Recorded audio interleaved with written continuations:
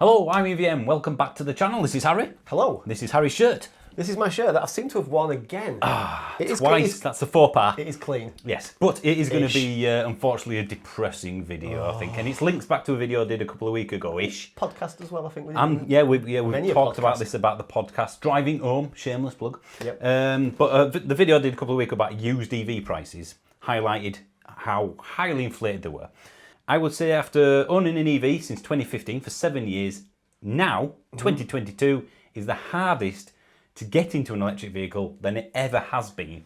And I don't see a way out of it. I think it's going to be a tough 3 to 5 years. Yep. That's my sort of prediction. I think so. So, yeah, there we go. Cue intro. Intro. Ah.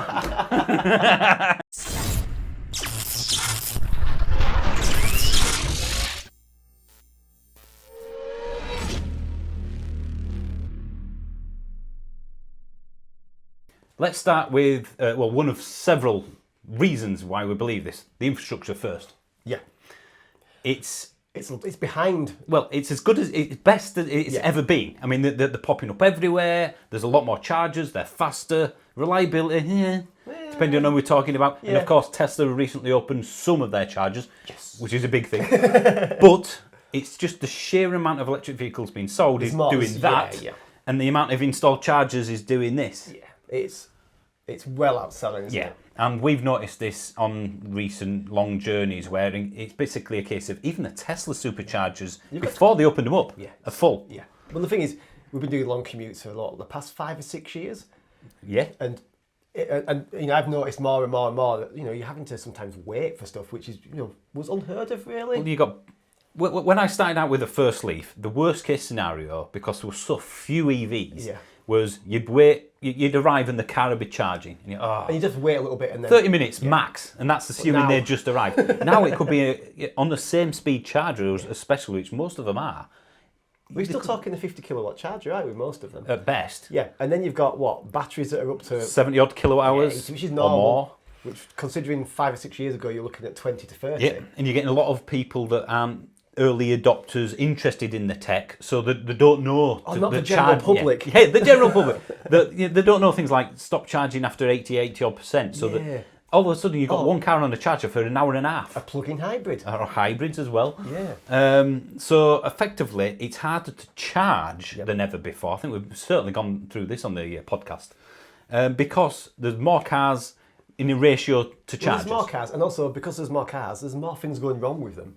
Well, that's the thing, I suppose. Yeah, they're in constant use, aren't they? Yeah. Maintenance is no better than it was before, but it's getting more use. Yeah, exactly. Yeah. So we're in a situation where you've got more downtime, a lot more people accessing the same. Well, again, there's more chargers, but it just can't keep pace, can it? For the future, for those that can't charge at home, the one thing I have seen a tiny increase in when it needs to be the biggest, if anything, is destination charging. That's the key, isn't it? Yeah. It is the key to this whole EV thing working. If you're parking anywhere for up to an hour, if you could just plug in. Well, workplace charging. Yeah. If you could charge at work where it's parked for 8 hours or plus, you wouldn't need a home charger, would you? No, you wouldn't. No. And you'd probably be using works electricity. If you look at our places of work, we look after around 100 primary schools.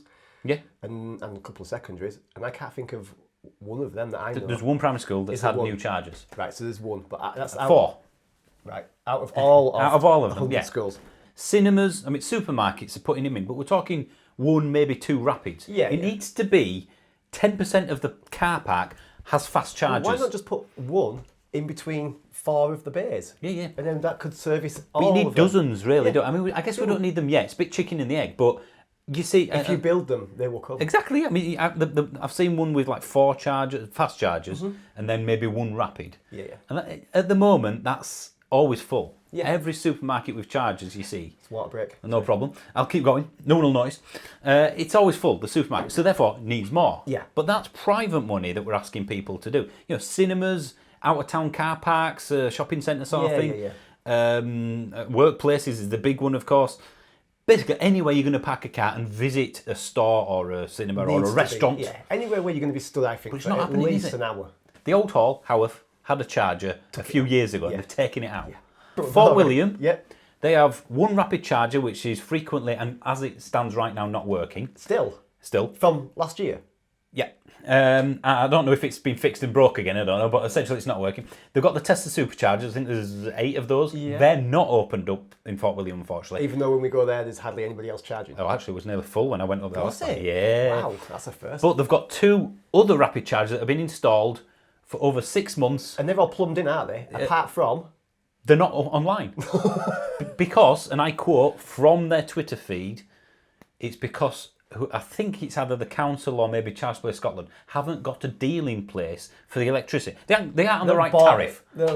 6 months. But anytime you've got councils or organisations involved, I mean... They're probably run out of ink for the stamp. The ones in Skipton took 2.5 years for the council to approve and get installed, even though they were free to the council. Wow. No cost. 2.5 years. And this is the problem.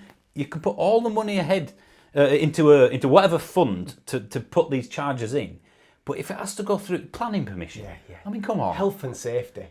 That's essentially the infrastructure as a whole. That's one big deal, but you can get around that when you charge at home. Yeah.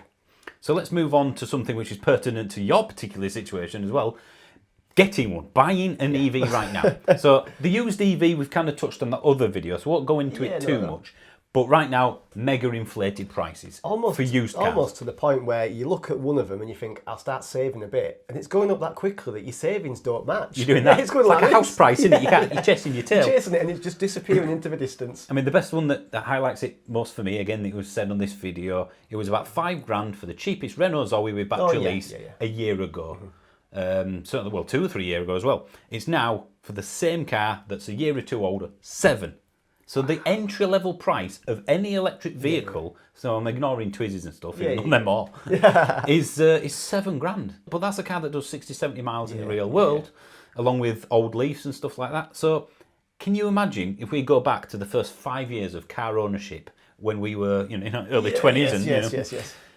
$7,000 it was never going to happen. No. I mean, I know finance wasn't as easy to get as back then. We'll go on to that in a bit, though. It's not we'll go on, but ultimately, $7,000 is a hell of a lot of money for a car that a lot of people would argue wouldn't suit as a only car because of the range and the age of it. Well, there'll be a lot of people, I should imagine, in the winter who were travelling to work, and if they couldn't charge at work, they would have to probably charge on the way back. It was so... Back then, it was so few people buying it. It suited... People knew what they were getting. Knew the range, and it was typically a second car, and it fit a purpose. Yeah. And Range has got bigger now, so it's not a problem. But there's still these old cars in the market. But then they're the only cars. So $7,000 for the cheapest car. It's crackers. And I guess we should point out as well, this is not just exclusive to EVs. All cars have gone up. Yeah. It's just EVs probably more so. Than anyway, yeah. In fact, let's face it, everything's gone up. Food, transport, mortgages, rates, all of it's gone up. Yeah. So this is more of a societal problem, I guess, with the prices than an EV. Given what we're interested in, we'll just concentrate on an EV. We've noticed it more so than ever. In the last 6 months, it's gone from good deals to I'm not even going to look at one. No. You a few months ago, again, touched this on the podcast quite a lot. Get rid of longest car you've ever owned, Mini Cooper S. Yeah, get rid of that. And thought maybe an EV would make sense because fuel prices, and you've got another car to have fun in. Yeah. And in the end. Well, it's not ended yet, has it? No. But essentially, the Mini's gone now, isn't it? The Mini's gone. So you have to get a car. It's gone. It's gone. You've got a second one, but you don't want to put miles on that one, and it's not really suited for dailies. No, it's not. So arguably, you've got, a month? Yeah. In real terms, to get older, to find something. So let's look at new EVs first, because there are some new EVs you could get if you wanted. They're none available. No, there isn't, no. You ring round and it's like, oh yeah, we think we might have some coming in about 9 months. We can give you a build date in 6 months. Yeah. If you're lucky, somebody else might pull out and you can jump on their build slot. Well, I've spoken to a lot of people who are literally trying to buy one, and there's a waiting list for cancellations. So even if there's cancellations, you're out of luck. But the thing is, I mean, when I was ringing around dealers, what surprised me was they went, well, if we do have one in stock, it's not going to be the RRP. It's going to be more than the RRP.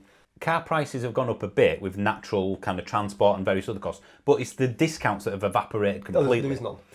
I mean, yeah, if you can't make enough cars to sell, then why would you discount it? So it kind of makes sense, but the real price has gone up a lot on it. Well, it's almost to the point now where I'm feeling that there's, I mean, it's going to happen at some point, I presume, but there's no point to a car dealer.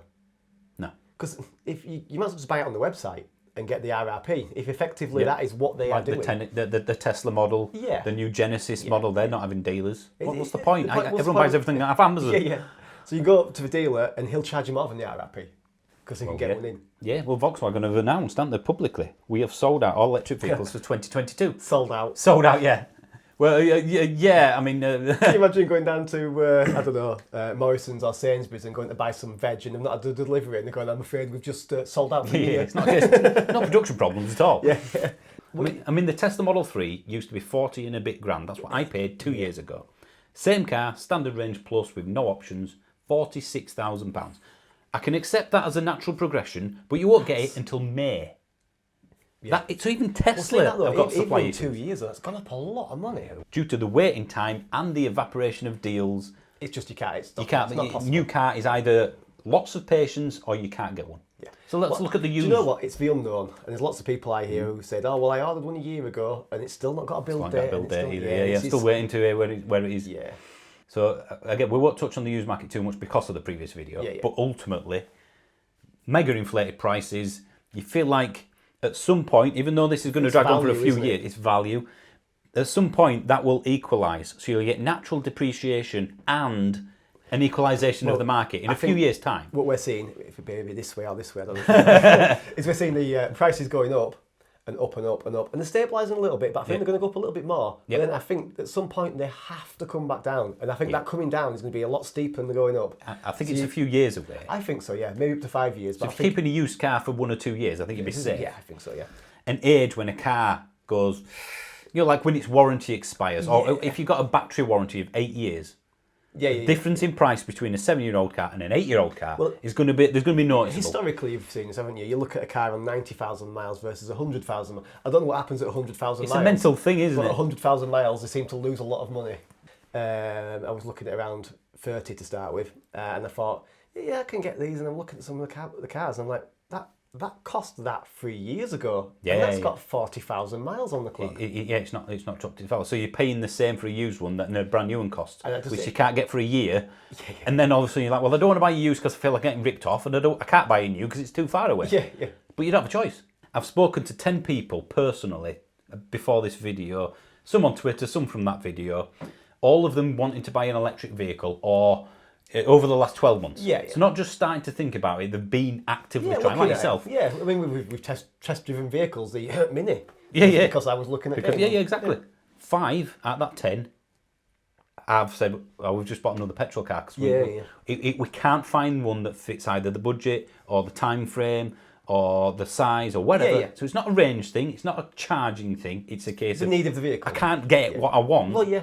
So I've just bought another petrol car, because if there's one thing that petrol cars give you, if not expensive fuel bills, I guess, it's big choice. Yeah, you've got There's a massive used market, and even though that's gone up, nowhere near as much as the rarer EVs. I mean, there's there is no, well, I think less value in the EVs, and slightly little bit more with the petrols than diesels. Yeah, I think you can, I think just given the vast amount that have sold, it means that the prices are relatively, I'll say good, but I don't really think good's probably the right word. There's no point in getting an old Zoe because it won't fit your needs. It won't fit my needs. So, I know someone will say, well, you can if you well, the thing is, I said that to you before, because you said, let's do this video, and I went, well, but what's people going to do? They're going to go, you could have got one if you really wanted to, and you just put up with it. But I don't want to, why should you have to put up with it? 50% of the people have bought a petrol... Tesla owners telling you that. 50% of the people out of that 10 that I spoke to chose a petrol engine vehicle, not because they didn't want an EV, because they couldn't get it. Back on topic, we've got the infrastructure, which is a minor but noticeable issue. You've got used vehicles, which are inflated. You've got new cars, which you just simply can't get hold of. I mean, if I were to replace my Model 3 after the 3-year PCP ends, which is next April, I'd have to order its replacement now. Yeah.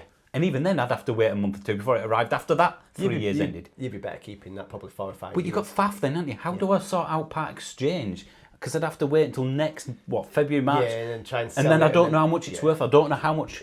And shall we get onto the final thing, which has made it even harder to get into EV, finance, which most people buy a car from. Yeah.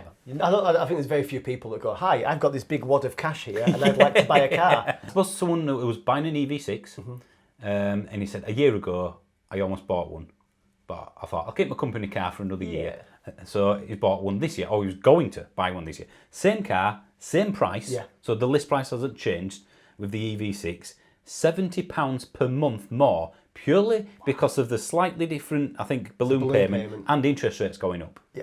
Well, I think what they're hoping to do is if you put your balloon payment low, you pay a lot more in between, and a lot of people just give the car back. Which is stupid, by So the way. Anyone that hands a car back to the finance company is an idiot, quite frankly. Nothing will be worth less than a balloon. I bet we buying a car will pay you more. Well, they will do, balloon payment. They will pay me £36,500 for my Model 3 now. Yeah. So check your balloon payment.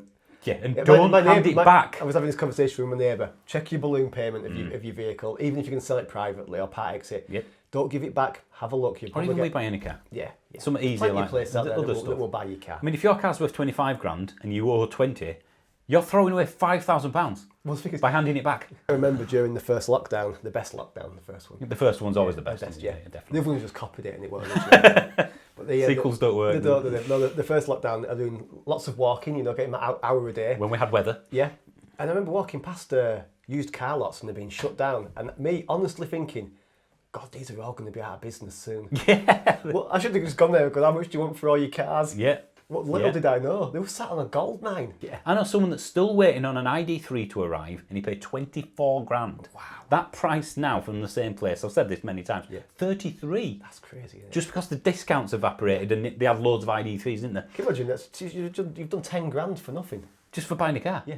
So, and I tried to answer this over the past few days, think about this, what do people do about it? And I think I've got one answer for this. There's nothing you can do about it. No, you just got to basically weather the storm. You've either got to accept it and just go, well, all right then. I have to buy I'll have that. Yeah. Or you just go, I won't get one just now, and you don't. And I chose the second option. Yeah, I mean, I'm not bigging ourselves up, but if we can't get into an EV without compromising more than we want, what people go out? I mean, company car owners, I guess, are all right, and some people are just going to have to pay above the board.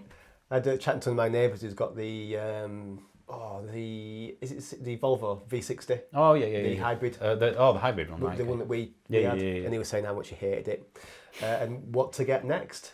And he's got 2 years left in his company car plan because he got this one for 4. Better order it soon. Well, I said to him, because he's like, oh well, I'll have a look in a year. I said no. I said you want to be looking now. Yeah. I said have a real good think about what you want now because it could take up to 2 years for it to arrive. Yeah, or at least a year minimum. Yeah. So yeah, it's kind of depressing, really. I mean, the thing that said it most, which again is a worldwide thing, not an EV thing. Martin Lewis, the money-saving expert, is on TV a lot at the moment. Yeah, the guru. Yeah. A couple of months ago, he went on TV and said, normally I'd say, right, well, for energy prices anyway, switch to a better person.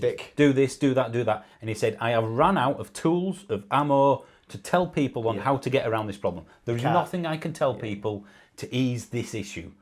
And I think it's the same with EVs. You're just going to have to weather the storm, quite frankly. I think to be fair, if it's a bit out of your range and you have got a car at the moment that's working and it's fine, and you haven't got to get rid of it for finance or whatever, just stick with it. This could be going 2, 3, 4 years, and then it's not. Is it going to go up even more? Should you buy one now because in 3 years it'll be even more? Well, I guess the thing is, if you can afford what you want now. If you think I'm going to get an electric car, they're not coming back down. No. If you can afford what you can get now, get it because it's going to go up. Yeah, it's going to drop eventually.